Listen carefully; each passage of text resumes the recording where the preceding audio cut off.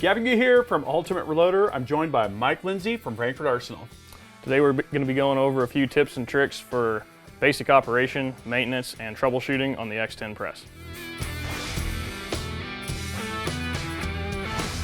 So I've used a lot of different progressive reloading press, and everyone likes something a little bit different when it comes to operating it.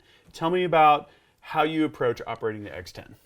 I think the main thing is just to go slow. You know, it's not a race, and there's a lot of things that could go wrong, and with a progressive like this, you can make a lot of mistakes really fast if you're not paying attention. And also, there's definitely a feel that you have to get used to for every machine. You know, you got to kind of know what to expect, and if something feels wrong, you got to recognize it and know when to stop. Like for instance, on this machine, the index should be completely effortless. So you don't want to just like plow through that as hard as you can, because if you do feel something, you might crush a primer or damage a case.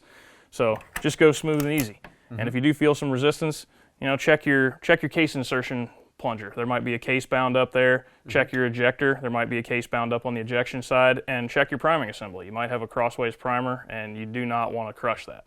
Yeah, absolutely. One thing I like to do is after I set up the press for a particular cartridge and a particular load, start very, very slow. Literally, the first press handle actuation could be very, very, very slow, just feeling to make sure nothing is binding, like you were saying, and then slowly increasing my speed at different portions of the stroke.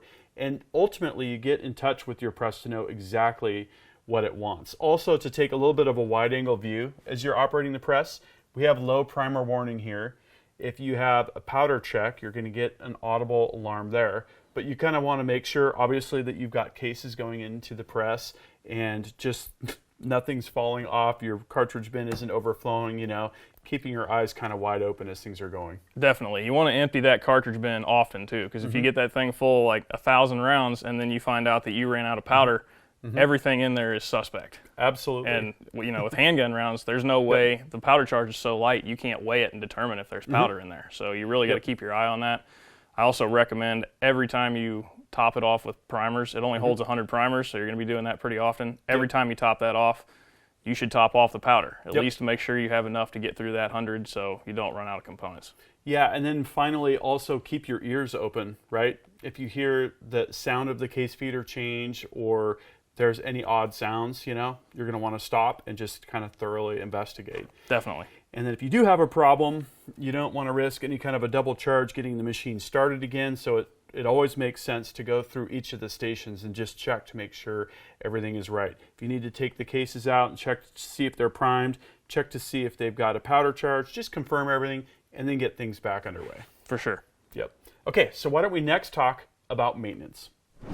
So for maintenance on this machine, the biggest thing is just keeping it clean. You know, and you want to have your cases lubricated adequately so they're, you know, they flow through the dies good, but you don't want to over lubricate them because then that'll make debris stick to the cases, and that can cause issues with the powder drop. It can make them not pass gauging when you're done. You can size that debris into the brass, which can cause it to stick in the chamber. You just really want to keep that clean. If you do spill any powder, you want to clean that up quick. You want to make sure your detent ball is fully engaging in the shell plate. So if there's any debris in there, you want to clean that out. And you want to keep it lubricated. There is a grease zerk inside this cover to lubricate the main shaft.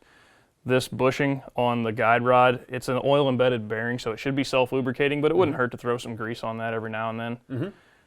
And just, you know, just keep your eye on it. If you see anything that doesn't seem right, look for why. You know, tear into it, figure out what's going on. Don't try to force through a bad situation. Yeah.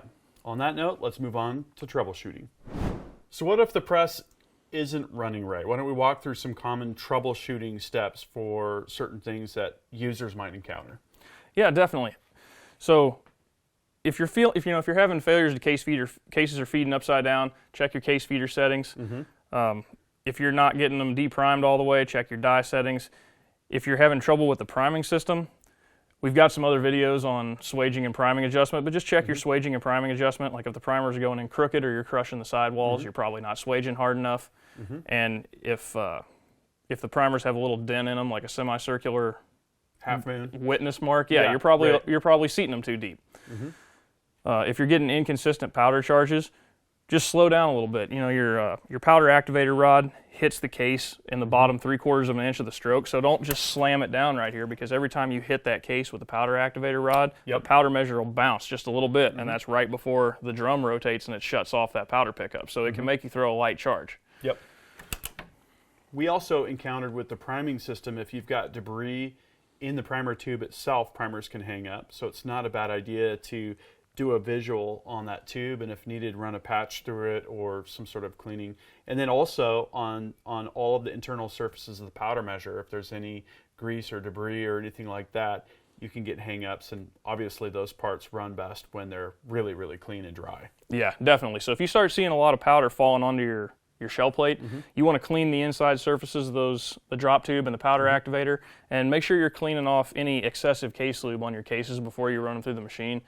I like to get mine pretty wet, like put like 200 of them in a box and get them pretty wet with an aerosol lube, and then I just take a paper towel and stir them for about 30 seconds and get all that excess off, but they're still plenty lubricated to run through the machine smoothly. Yeah, little goes a long way. Yeah, definitely. And then how about indexing? We did film a separate video on the indexing adjustment. What are going to be some of the common symptoms of that adjustment being needed? The biggest one is going to be priming and also case feed. If you're getting a lot of failures to case feed, or your primers are going in crooked and your swage issue or your swage adjustment is not the culprit on that, just check to make sure that your shell plate is fully aligned with every station and that your detent ball is fully engaging in the shell plate. Awesome. Well, those tips should help you all get your machines running good. And if you want to see all of the other videos covering machine setup, caliber changes, loading pistol, and loading rifle, go to frankfortarsenal.com.